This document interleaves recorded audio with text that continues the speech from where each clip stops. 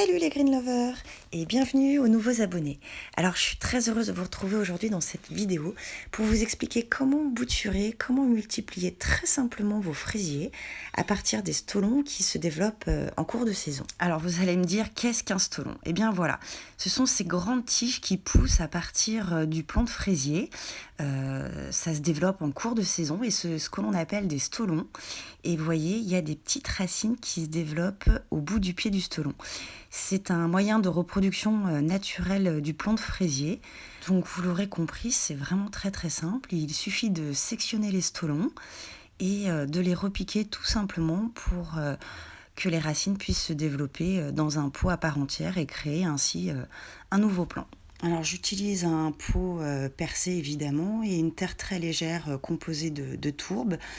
Et voilà, je viens tout simplement poser juste au-dessus le pied de fraise avec vraiment les racines en surface. Je tasse légèrement parce que vu qu'il n'est pas enterré, il y a besoin de vraiment tasser la terre pour que le pied soit maintenu. Voilà. Ensuite, je vais me séparer de cette grande tige de stolon qui ne sert absolument à rien en la sectionnant tout simplement. Voilà, et après on passe au second. Donc là, je vais tourner un petit peu en accéléré. Donc pareil, hein, même pot, même terre, je fais un petit trou, vraiment pas en profondeur. Je dépose simplement la jeune pousse et je tasse correctement pour bien maintenir le plant.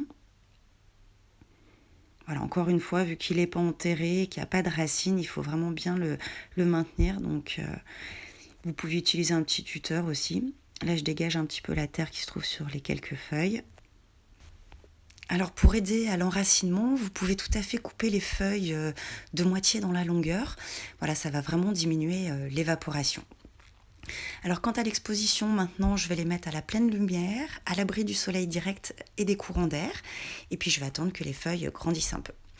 Maintenant on va passer à l'arrosage. Donc j'utilise cette petite poire d'arrosage. Alors je mouille généreusement, hein, les fraisiers sont très gourmands en eau. Voilà, de façon à bien humidifier le terreau. Et que les racines puissent se développer et trouver l'eau rapidement. Voilà, et puis dès que les racines sortent du pot dessous, dès qu'il y a quelques feuilles supplémentaires, vous pourrez les replanter directement dans votre jardin et vous voilà avec de nouveaux plants de fraisier. Alors si cette vidéo vous a été utile et vous a plu, n'hésitez pas à poser des questions en commentaire, je vous répondrai avec plaisir et surtout à vous abonner à la chaîne YouTube. Merci et à très bientôt.